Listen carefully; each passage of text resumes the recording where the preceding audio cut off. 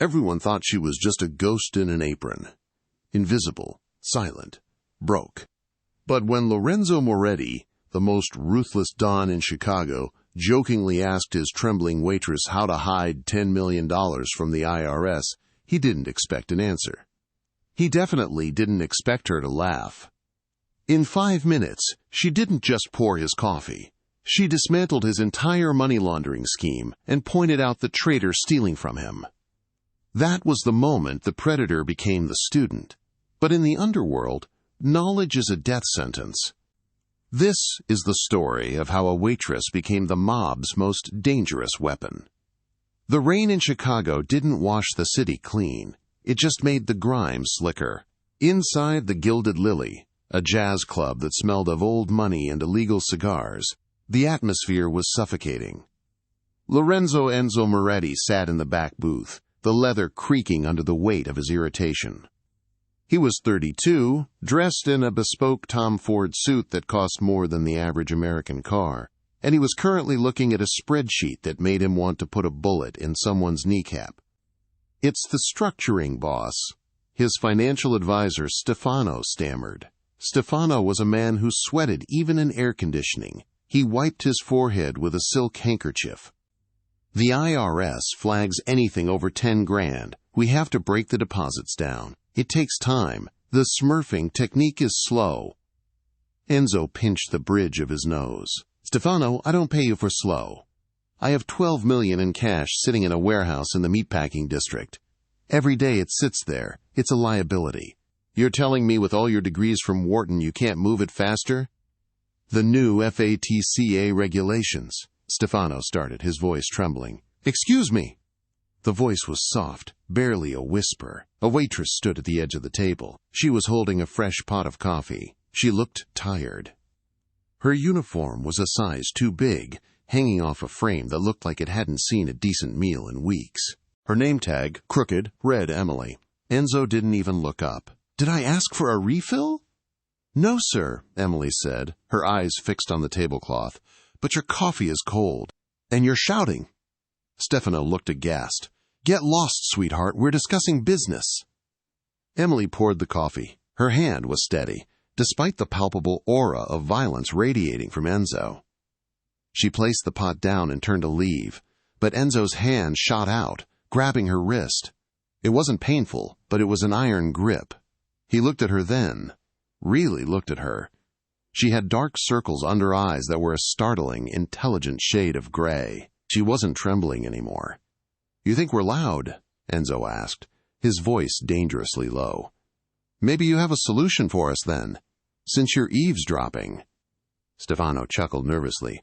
"Boss, leave the girl alone." "No, I want to hear it," Enzo said, a cruel smirk playing on his lips. He released her wrist and leaned back, spreading his arms. "Go on, Emily. I have $10 million in cash. Dirty. The feds are watching the banks. My highly paid Ivy League accountant here says we have to move it in $5,000 chunks. It'll take 3 years to clean. What would you do?" It was a joke. A power play to humiliate Stefano and vent his frustration on a civilian. Emily stood there. She looked at Stefano, then at the iPad displaying the spreadsheet on the table. She hesitated for a second. "Is that a theoretical question?" she asked. "Call it a hypothetical scenario," Enzo drawled. "Entertain me. If you give me a good answer, I'll tip you $100. Emily took a breath. She looked at the iPad again. "Stefano is using a predictable layering structure," she said. Her voice changed. The service industry meekness vanished, replaced by a cold, clinical precision. Breaking deposits into under 10K amounts is called structuring. It's a felony, and the banking algorithms at Chase and Wells Fargo were updated 6 months ago to flag exactly that pattern. If you keep doing that, you'll be indicted by Christmas. The silence at the table was sudden and absolute. Stefano's mouth fell open. Enzo's smirk vanished. "What did you say?" Enzo asked, sitting up straighter. Emily didn't stop. She seemed to be in a trance, staring at the numbers. "You don't use banks for that volume. You use inventory. Specifically, high turnover, cash-heavy inventory with subjective value." "Like a casino?" Stefano scoffed. No, Emily said sharply. Too regulated. Art, or vintage wine, but better yet, digital skins. Excuse me? Enzo blinked. Video games, Emily said. Microtransactions. You set up a shell corporation in Estonia. Digital residency takes 20 minutes. You create a mobile game app. You use the dirty cash to buy prepaid debit cards in bulk, then use those cards to make thousands of purchases of in-game currency within your own app. The App Store takes 30%, sure, but the remaining 70% comes back to you as legitimate revenue from a tech startup. It's clean, it's instant, and the IRS doesn't know how to audit virtual currency flow yet. She paused, realizing what she had just said. She blinked, and the fear rushed back into her eyes. She gripped the empty coffee pot against her chest like a shield. I read that in a book once, she stammered, stepping back. Enjoy your coffee, sir. She turned and practically ran toward the kitchen. Enzo sat frozen. He looked at Stefano. Stefano looked like he was about to vomit. Stefano, Enzo said quietly, did you know about the algorithm update at Wells Fargo? I heard rumors, Enzo, but a waitress knows more about banking compliance than you do. Enzo stood up, buttoning his jacket. Get out of my sight. If you aren't gone in 2 minutes, you won't leave at all. Stefano fled. Enzo watched the kitchen door swinging shut. He pulled out his phone and dialed his head of security, a man named Dante. Dante, Enzo said, lock the back exits. No one leaves the club. And bring me the girl, the one with the gray eyes. Emily was hyperventilating in the walk-in freezer. The cold air burned her lungs, but it was the only place where she could think. Stupid, stupid, stupid, stupid. Why had she opened her mouth? It was the numbers. It was a sickness. When she saw numbers that didn't add up, or a strategy that was inefficient, her brain just clicked. It was the same compulsion that had made her the youngest forensic accountant at Deloitte 3 years ago. It was the same talent that had uncovered the massive embezzlement scheme by Senator Holloway, and the same talent that had forced her to fake her own death and hide in Chicago when Holloway's fixers came for her. She was supposed to be Emily Vance, a high school dropout from Ohio, not Emily Vane, the whistleblower who had vanished off the face of the earth. The freezer door hissed open. Emily flinched, backing up against a stack of frozen beef patties. A giant of a man stood there. He had a scar running through his eyebrow and wore a suit that struggled to contain his shoulders. This was Dante. She'd seen him around. He was the muscle. Mr. Moretti wants a word. Dante rumbled. It wasn't a request. I have to finish my shift, Emily squeaked. Shift's over.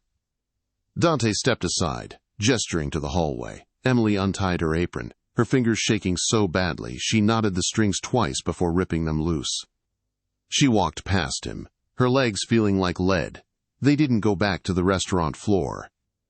Dante led her up a private staircase, through a heavy oak door, and into an office that smelled of expensive scotch and gun oil. Enzo was standing by the window, looking out at the rain-slicked streets of Chicago. The room was dimly lit, the only light coming from a green banker's lamp on a massive mahogany desk. Sit, Enzo said, not turning around. Emily sat in a stiff leather chair opposite the desk. Enzo turned. He held a glass of amber liquid. He walked over and placed it in front of her.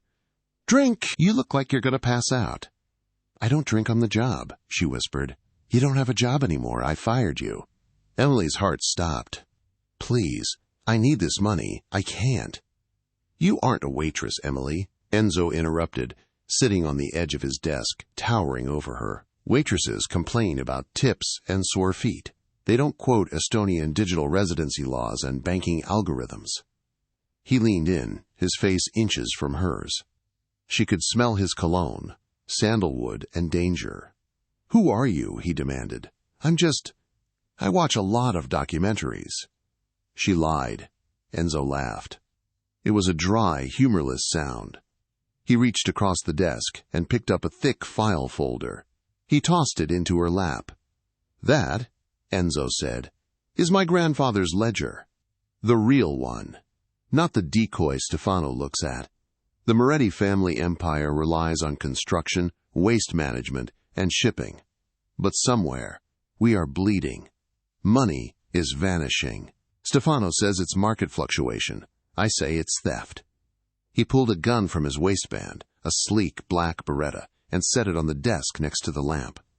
The metal clunked heavily against the wood. Emily stopped breathing. "You have 1 hour," Enzo said calmly. "Look at those numbers. Tell me where the money is going. If you can't find it, well, then you're just a spy sent by the Russians or the Irish, and I'll have to treat you accordingly." "And if I find it?" Emily asked, her voice trembling but gaining a tiny sliver of strength. Enzo's eyes glinted. "Then you survive the night." He walked to the door. "Dante is outside. Don't try to run. The windows are bulletproof." The door clicked shut. Emily stared at the folder. Then she stared at the gun. She took a sip of the scotch. It burned, but it steadied her nerves. "Focus, Emily. It's just numbers. Numbers don't lie. People do." She opened the file. It was a mess. A labyrinth of shell companies, offshore accounts in Panama, and construction contracts in Jersey. To the untrained eye, it looked like standard business. But Emily wasn't untrained. She was a prodigy. She saw the patterns immediately. She pulled a pen from the desk holder and started scratching notes on a legal pad. 10 minutes passed, then 20. By minute 40, she felt sick. The door opened. Enzo walked in. "Time's up."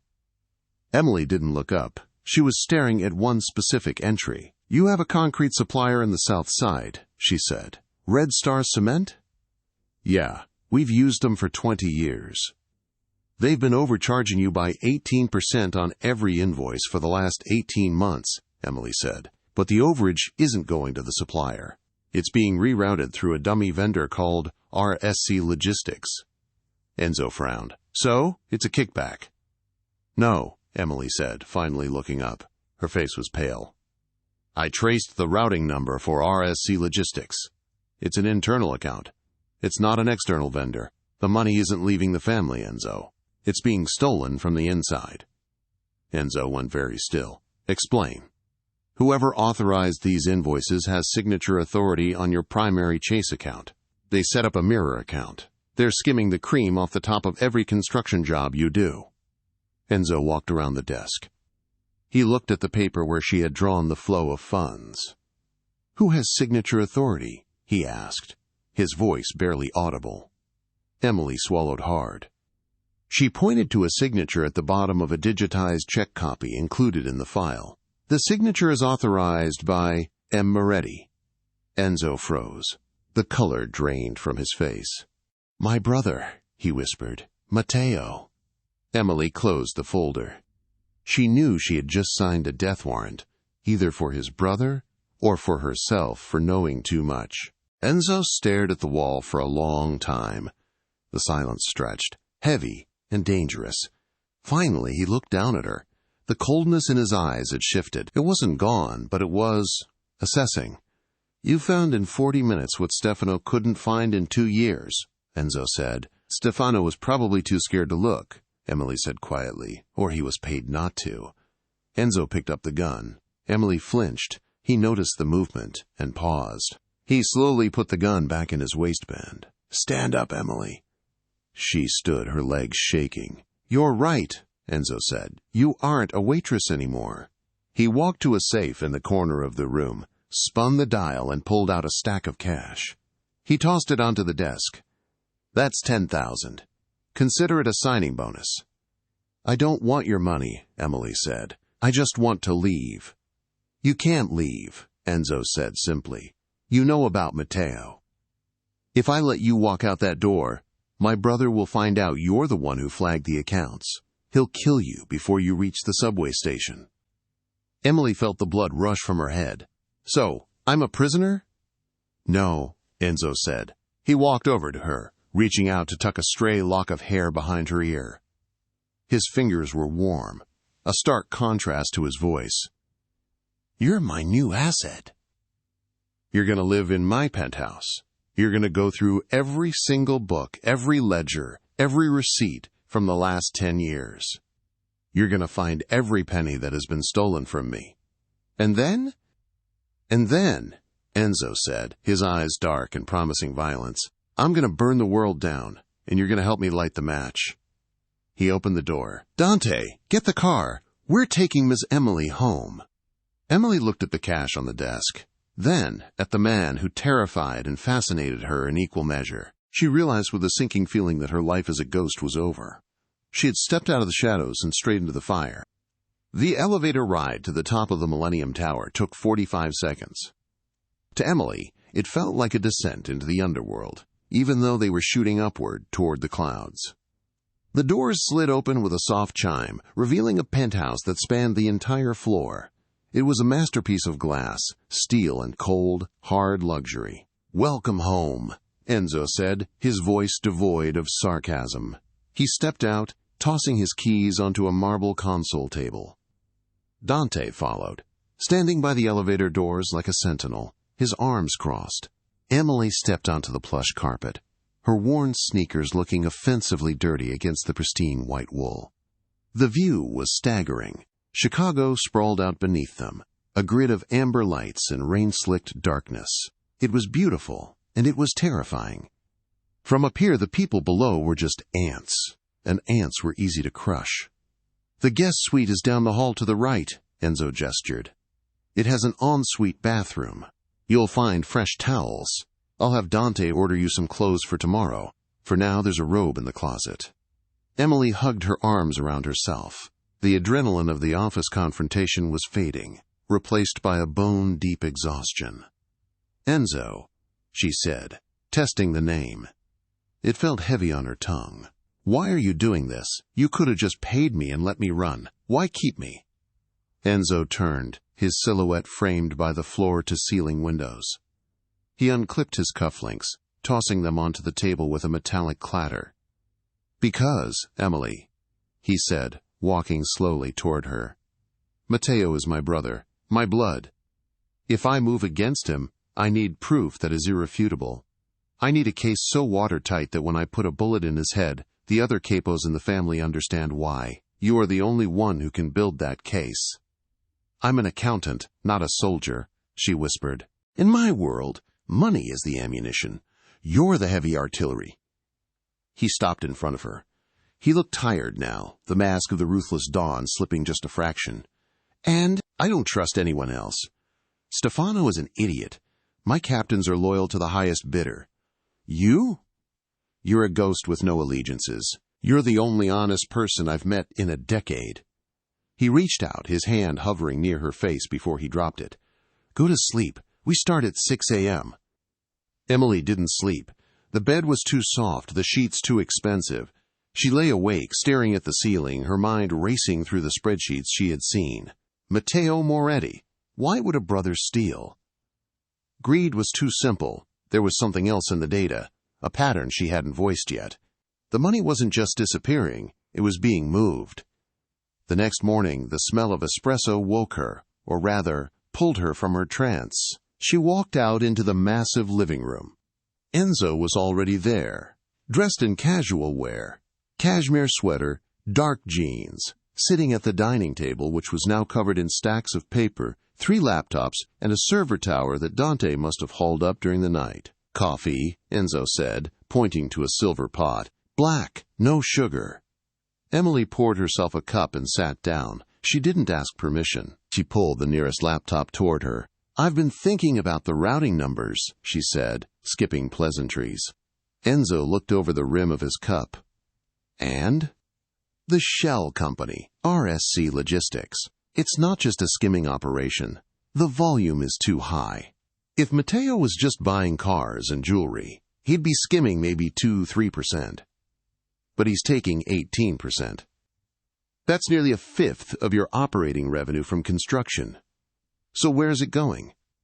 He's funding something, Emily said, her fingers flying across the keyboard. I'm tracing the secondary transfers now. It's going through a bank in Cyprus, then bouncing back to... Wait! She frowned, squinting at the screen. What is it? Enzo stood up and moved behind her chair, leaning over her shoulder. His heat radiated against her back, distracting her for a split second before the numbers pulled her back in. It's coming back to Chicago, she murmured, but not to the Moretti accounts. It's going to a holding company called Viper Holdings. Enzo's body went rigid. A low growl emanated from his chest. Viper! You know them? The Russo family. Enzo spat the name like a curse. My enemies. They run the north side. They've been trying to encroach on our territory for years. Emily turned in her chair to look up at him. Your brother isn't just stealing from you, Enzo. He's financing your war against yourself. He's paying the Russos. Enzo's face was a mask of fury. He gripped the back of her chair so hard the wood creaked. Matteo is paying them for protection, or is he buying an alliance? I don't know yet, Emily said, but look at the dates. Every time there's a large transfer to Viper Holdings. 2 days later there's an incident, a warehouse fire, a truck hijacking, a raid. Enzo closed his eyes. He's paying them to hit my operations. He's weakening me. He wants to take the throne, and he's using my own money to buy the soldiers to do it. The intercom on the wall buzzed. Dante's voice crackled through. Boss, Matteo is downstairs. He says he needs to talk about the concrete shipment. The air in the room instantly turned to ice. Enzo opened his eyes. They were dead. Let him up. He looked at Emily. Stay here. Sit at the table. Do not speak unless I tell you to. Enzo, he'll recognize me from the club. He won't, Enzo said, grabbing a pair of thick-rimmed reading glasses from the table and sliding them onto her face. He then pulled the tie from her hair, letting it fall in messy waves around her face. You're not a waitress anymore. You're my new financial consultant. Act like it. The elevator chimed. Matteo Moretti walked in. He was younger than Enzo, more handsome in a flashy movie star way, but his eyes were shifty. He wore a suit that was too bright, a watch that was too big. Enzo! Matteo boomed, spreading his arms. What is this? Dante says I can't come up without an escort? I'm your brother, not a guest. Enzo leaned against the kitchen island, crossing his arms. Security protocol. Things have been volatile lately. Warehouses burning down. Trucks missing.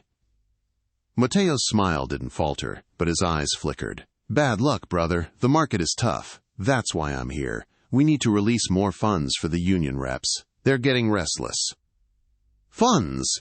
Enzo repeated flatly. Yeah, cash. You know how it works. Matteo's eyes drifted to the table. He saw Emily. He paused. Who's the girl? Emily's heart hammered against her ribs. She didn't look up from the laptop. She kept typing, forcing her breathing to remain steady. I am a wall. I am furniture. I am just a calculator. My new auditor, Enzo said casually. Matteo laughed, a sharp, barking sound. Auditor? Since when do we use auditors? Stefano handles the books. Stefano is retired, Enzo said.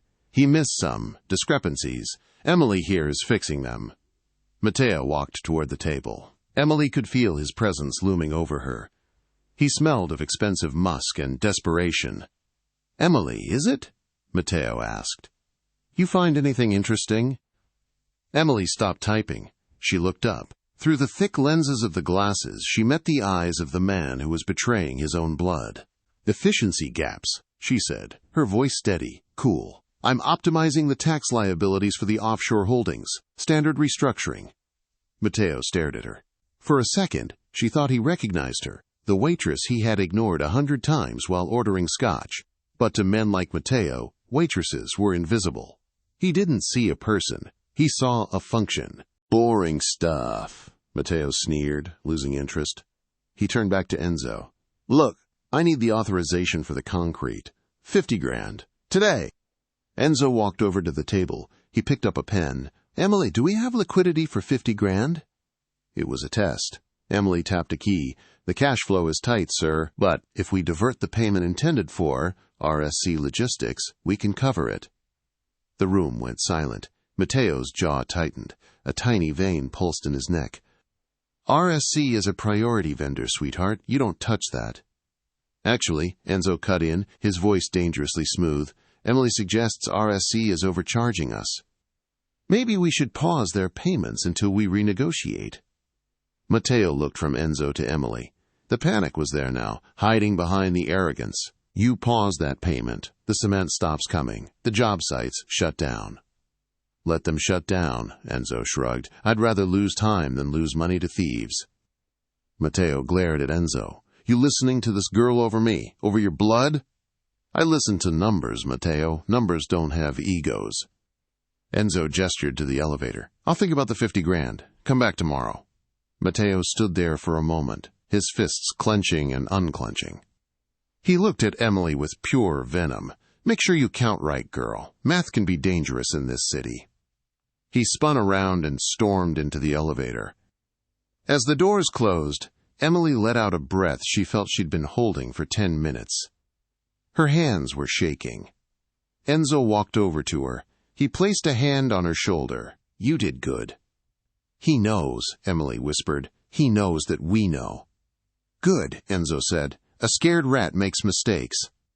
And when he makes his next move, we'll be ready. He looked down at her, his expression softening. You stood your ground. Not many men can stand up to Matteo when he's angry. I've dealt with angry men before, Emily said quietly, thinking of her father, of the senator's fixers. Matteo isn't scary. He's just greedy. Greedy men are predictable. Enzo stared at her, a strange light in his eyes. It wasn't just respect anymore. It was fascination. Come, he said abruptly. Where?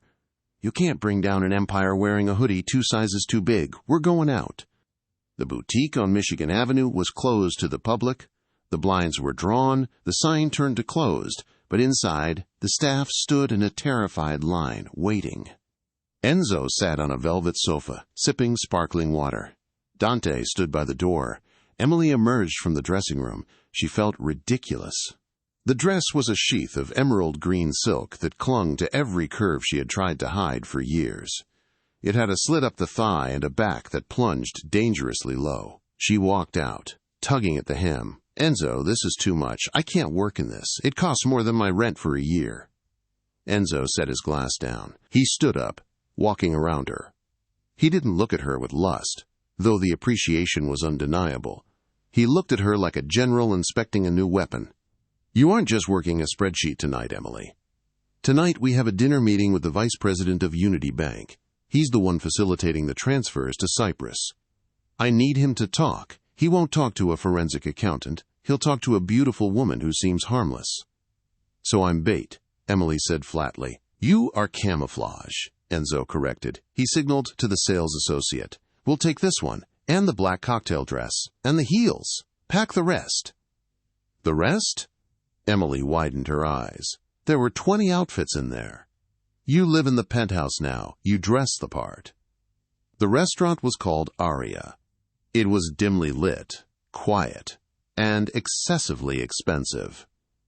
Enzo and Emily sat at a corner table. Across from them sat Marcus Thorne, the banker. He was a slippery man with a weak chin and expensive teeth. Thorne was sweating. He kept glancing at Dante, who was eating a steak at a nearby table. Mr. Moretti, Thorne said, wiping his mouth, I assure you, the transaction delays are purely technical. The international SWIFT system is undergoing maintenance. Enzo cut his veal calmly. Is that so? My associate here seems to think otherwise. Thorne looked at Emily. He smiled condescendingly. And who is this lovely creature, your niece? Emily smiled. It was a shark smile. She leaned forward, resting her chin on her hand. Actually, Marcus, she said, using his first name deliberately, I was just looking at the Unity Bank liquidity reports from Q3, specifically the Tier 1 capital ratios. Thorne blinked. Excuse me? You're over-leveraged, Emily said, her voice conversational, sweet. You've been approving high-risk loans to shell corporations with no collateral, like Viper Holdings. The issue isn't the SWIFT system. The issue is that the bank's internal compliance officer flagged the transfers because you're violating the Patriot Act. Thorne dropped his fork. It clattered loudly against the china. That is confidential information, he hissed. It's public if you know how to read the footnotes in the quarterly filings. Emily lied smoothly. She didn't get it from the filings. She got it from hacking his email server an hour ago, using the password he had taped under his keyboard in a photo she found on his social media. "Here is the reality, Marcus," Emily continued, dropping the smile. "You aren't delaying the transfers because of maintenance. You're delaying them because you're holding out for a bigger bribe from Matteo. You're playing both sides." Enzo stopped eating. He wiped his mouth with a napkin and looked at Thorne. "Is she right, Marcus?" Thorne was pale. "Enzo, please. Matteo pressured me. He said he was taking over." "He said you were retiring." "Retiring?" Enzo mused. He reached under the table and rested his hand on Emily's knee. It was a possessive, grounding gesture. It sent a jolt of electricity through her that had nothing to do with fear. "Does it look like I'm retiring?" No, of course not." "Good," Enzo said. "Here is what is going to happen. You are going to release the records of every transfer Matteo has made in the last 5 years. You are going to give me the account numbers for the Russo family where the money landed. And you are going to do it before dessert arrives." "I can't access that here," Thorne stammered. Emily slid her phone across the table. "Actually, I set up a secure remote access tunnel for you. Just log in." Enzo looked at Emily. He looked impressed, almost proud. Thorne typed his credentials with shaking fingers. When he was done, he slid the phone back. "Now get out," Enzo said. Thorne scrambled up and ran. Enzo picked up the phone. He scrolled through the data. "We have them," he whispered. "We have the connection to the Russos. This is the smoking gun." He looked at Emily. The candle flame danced in his dark eyes. "You are dangerous," he said softly. "I told you," Emily said, taking a sip of wine to hide her trembling hands. "I'm good with numbers." "It's not the numbers," Enzo said. "It's the way you read him. You dissected him. Where did you learn to do that?" Emily looked away. "When you grow up with nothing, you learn to read people. You have to know who is going to tip you, who is going to stiff you, and who is going to hurt you. It's a survival mechanism." Enzo reached across the table and took her hand. His thumb traced the knuckles. The leather of his watch band brushed her wrist. The intimacy of it was shocking in the middle of the crowded restaurant. "You don't have to survive anymore, Emily," he said, his voice dropping to a rough whisper. "You're with me now. No one touches what is mine." "What is mine?" The words hung in the air. Emily knew she should pull her hand away. She knew this was a job. She knew he was a criminal. But looking at him, this man who could command a room with a glance, who had just extorted a banker without raising his voice, she felt a pull she couldn't deny. It wasn't just safety she felt. It was power. "Enzo," she warned softly. "Finish your wine," he said, releasing her hand but holding her gaze. "We have to go. Matteo will know Thorne cracked. By tomorrow morning, this creates a war. I need you safe in the penthouse before the first shot is fired." As they stood up to leave, Emily noticed a man at the bar. He was watching them. He held a newspaper, but he wasn't reading it. He wore a gray suit and had the distinct, polished look of a Fed. She grabbed Enzo's arm. "Don't look," she whispered. 3:00. At the bar. The man in gray. Enzo didn't turn. "I see him." "He's not Mafia," Emily said. "He's FBI." "I know," Enzo said calmly, guiding her toward the exit with a hand on the small of her back. "That's Agent Miller. He's been trying to pin me for RICO for 5 years. If he's here." "If he's here," Enzo said as they stepped out into the cool night air where the limousine waited, "it means Matteo didn't just go to the Russos. He went to the feds, too. He's trying to sell me out to the government to clear his own path." Enzo stopped on the sidewalk. The rage radiating off him was palpable, but it was cold, controlled rage. "Matteo broke the one rule that matters," Enzo said. "Omerta, silence. If he's talking to the feds, he's not just a thief. He's a rat."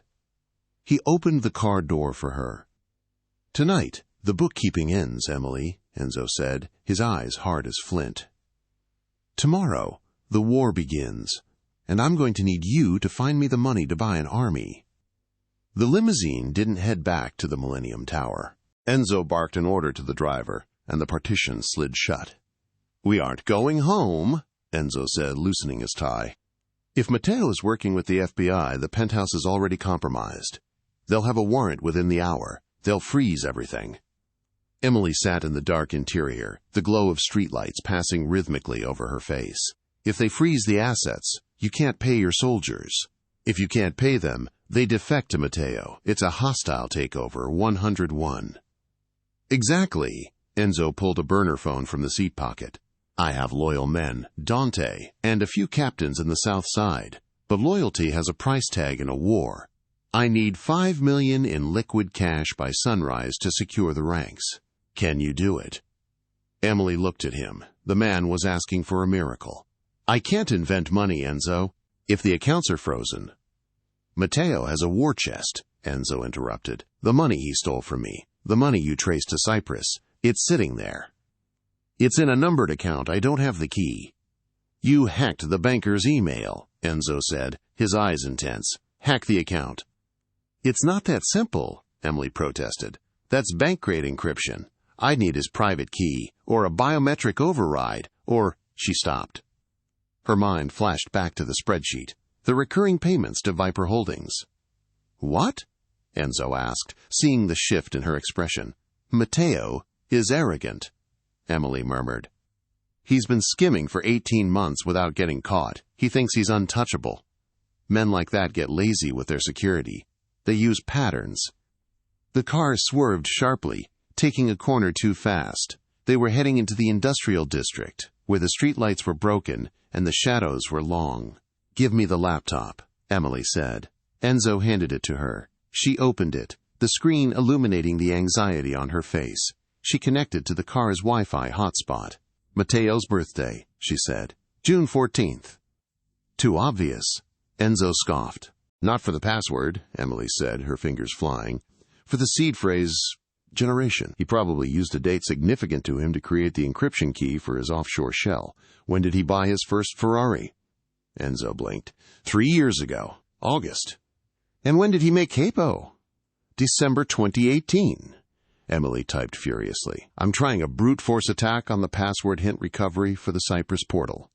If he used standard security questions? Yes. Name of first pet. Enzo, what was his dog's name? Brutus, Enzo said. A Rottweiler, mean as hell. Emily typed Brutus. Access denied. Try Caesar, Enzo said. He always liked Roman history. Emily typed Caesar. The screen flashed green. Password reset initiated. I'm in the recovery protocol, she breathed. I can't see the money yet, but I can see the transaction logs. Enzo, he didn't just move the money to Cyprus, he converted it. Converted it to what? Bitcoin, large block trades. He's washing it through a mixer to hide the trail from the FBI. If he's working with the feds, he's trying to hide his own stolen money from them too. He's double-crossing everyone. Can you steal it? I can redirect the output of the mixer, Emily said, her heart pounding. But I have to do it now, before the block confirms. I have about 10 minutes. The car screeched to a halt. They were outside a derelict warehouse. Dante opened the door, an assault rifle slung over his chest. Boss, we have company, Dante growled. 2 black SUVs tailing us, no plates. Russo's, Enzo cursed. He grabbed Emily's arm. Run, keep typing. They sprinted into the warehouse. It was an old textile factory, full of rusted machinery and dust. Enzo dragged her behind a massive iron loom just as the warehouse doors were kicked open. Gunfire erupted. The sound was deafening. Bullets sparked against the metal machinery above their heads. Emily screamed, curling into a ball on the dirty floor, clutching the laptop to her chest. Keep working, Enzo roared, firing back with his handgun. He was calm, lethal, popping up to fire 2 controlled shots before ducking back down. A body hit the floor somewhere in the darkness. I can't get a signal, Emily cried. The warehouse walls were too thick. Dante, Enzo yelled. Cover fire! We need to get to the office on the 2nd floor. Dante unleashed a spray of bullets from his rifle, forcing the attackers to take cover. Enzo grabbed Emily by the waist and hauled her up. Move! They ran up the rusted metal stairs. Bullets pinged off the railing. Emily stumbled. But Enzo caught her, practically carrying her the last few steps. They burst into the foreman's office, and Enzo kicked the door shut, shoving a heavy filing cabinet in front of it. "Signal," Enzo demanded, reloading his weapon. Emily scrambled to the window. 2 bars. "Do it." Outside the door, the gunfire intensified. Wood splintered as bullets tore through the office walls. Emily ignored it.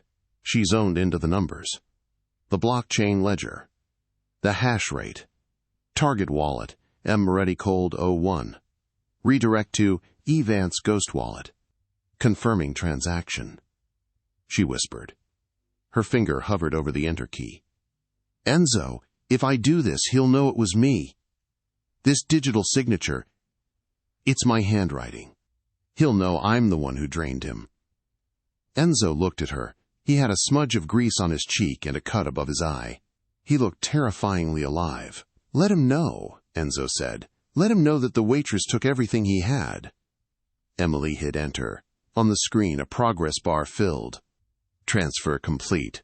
104 BTC moved. "It's done," she gasped. $5.2 million. It's in your secure wallet." Enzo grinned. It was a wolfish, blood-soaked grin. He pulled out his phone and speed-dialed his captain in the South Side. "Rocco," Enzo shouted over the gunfire. "Check your account." "Yes." "The money is there. I bought your loyalty for the next 10 lifetimes. Now bring the boys. We're pinned down at the old mill. Kill everyone outside." He hung up. The gunfire outside the door stopped briefly as the attackers reloaded. Enzo walked over to Emily. She was shaking, the adrenaline crash hitting her hard. He dropped his gun on the desk and framed her face with his hands. "You did it," he whispered. "You just saved the family." "I just stole $5 million from the mob and the FBI," she said, her voice hysterical. "I'm going to prison for the rest of my life." "No," Enzo said firmly. He leaned his forehead against hers. "You're with me. I am the law in this city, and tonight you are the queen." Before she could respond, sirens wailed in the distance. Not police. The heavy, rhythmic sirens of the Moretti enforcement convoy. Rocco had arrived. The sound of heavy machine gun fire erupted outside, followed by screams. The Russo hit squad was being decimated. Enzo pulled back, his eyes searching hers. "The war is started. There is no going back to the diner, Emily." "I know," she whispered. "I burned that apron." They didn't stay in Chicago. It was too hot. The FBI was raiding the Millennium Tower, and the Russo remnants were scattering into the sewers. Enzo took her to a safe house in Lake Geneva, Wisconsin. It was a sprawling cabin made of cedar and stone, hidden deep in the woods, surrounded by a high-tech perimeter fence. For 2 days, it was quiet. The silence of the woods was jarring after the chaos of the city. Emily sat on the rug in front of the fireplace, surrounded by papers. She wasn't looking at bank accounts anymore. She was looking at the structure of the Russo crime family. Enzo walked in, carrying 2 mugs of tea. He was limping slightly, a graze from a bullet he hadn't mentioned during the escape. He wore gray sweatpants and a t-shirt, looking less like a Don and more like a man carrying the weight of the world. He set the tea down. "You should rest. You've been staring at those organizational charts for 10 hours. "I found a weakness," Emily said, not looking up. Enzo sat down on the sofa behind her. "In the Russos?" "No, in the FBI case against you." Enzo stiffened. "Explain." Emily turned around, holding up a file. "Agent Miller, the one at the bar. I dug into his financials. He's clean, too clean. But his wife, she runs a chaotic catering business that somehow pays off a massive mortgage in the suburbs. He's on the take?" "He's not on your payroll," Emily said. "He's on Mateo's. Mateo didn't just snitch to the FBI. He bought the lead agent. That's why the raids happen so fast. Miller isn't building a RICO case. He's building a hit job using federal resources to take you out so Mateo can step in." Enzo took the paper. His eyes scanned the numbers. If Miller is dirty, the warrants are invalid. The whole investigation is fruit of the poisonous tree. "Exactly," Emily said. But we can't prove it in court. You can't hire a lawyer for this. We have to leak it." "Leak it to who?" "To the press," Emily said. "I know a journalist at the Chicago Tribune. She covered the Senator Holloway scandal. If we give her the trail of money from Mateo to Miller's wife, the FBI will have to pull back to save face. They'll drop the investigation into you to avoid the corruption scandal." Enzo looked at her with something akin to awe. "You think like a strategist, not just an accountant." "I told you," Emily said softly. "I had to learn. When Senator Holloway came after me, I realized that the truth doesn't matter. Only leverage matters." Enzo reached out and touched her hair. It was loose, falling over her shoulders. The firelight cast shadows across his sharp cheekbones. "Who was he to you?" Enzo asked. "Holloway?" "I was his intern," Emily said, her voice bitter. "I found out he was embezzling state pension funds. I thought if I showed him the mistake, he'd fix it. Instead, he put a bomb in my car." Enzo's hand froze in her hair. His eyes darkened. "You were in the car?" "No, my boyfriend was." The silence in the cabin was heavy. The wood popped in the fireplace. "I'm sorry," Enzo said. It was the first time she had heard him apologize for anything. "That was 3 years ago," Emily said. "I ran. I became Emily the waitress. I thought if I stayed small, if I stayed poor, no one would hurt me again. And then I walked in," Enzo said, "and dragged you back into the fire." "You didn't drag me," Emily said, looking him in the eye. "You asked a question. I chose to answer.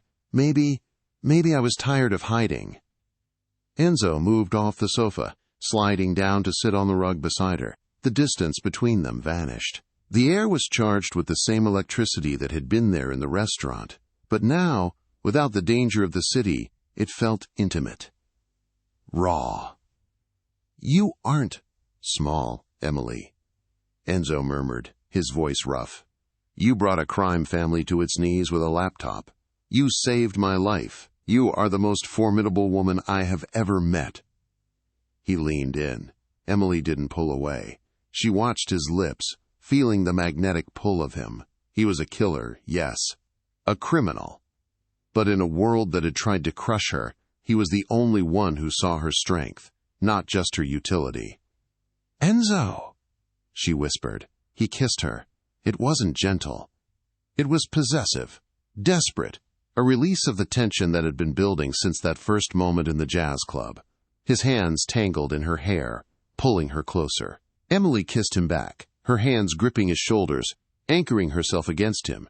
For a moment, the war didn't matter. The money didn't matter. There was only the heat of the fire and the man who made her feel powerful. Enzo pulled back, breathing hard, his forehead resting against hers. "When this is over," he rasped, "I am going to give you the world. I will buy you the bank that fired you. I will buy the newspaper. I will burn down the senator's house." Emily laughed, a breathless, wet sound. "I don't want the world, Enzo. I just want to finish this." Enzo nodded, his expression hardening again. The Don was back. "Then let's finish it," he said. "Mateo is broke. His FBI puppet is about to be exposed. He has one move left." "He'll come for you personally," Emily said. "Yes, he'll call for a parley, a peace meeting. It's the old way." "It's a trap," she said. "Of course it's a trap." Enzo stood up, pulling her up with him. "But he doesn't know that I have you. He thinks I'm just a thug with a gun. He doesn't know I have the one thing he lacks." "What's that?" "The truth," Enzo said, "and the receipts."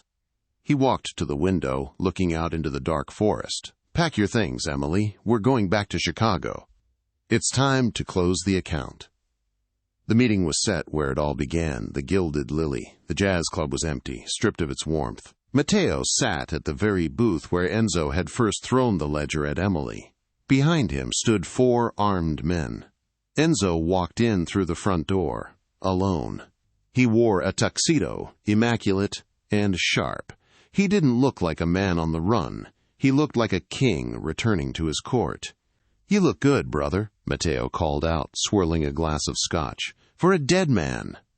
"I'm not dead yet," Enzo said, stopping 10 feet away. "And I'm not alone." From the shadows of the kitchen entrance, Emily stepped out. She wore the emerald silk dress she had bought that night at the boutique. Her hair was swept up, her posture regal. She held a tablet in her hand. Matteo laughed. The waitress? You brought the waitress to execution?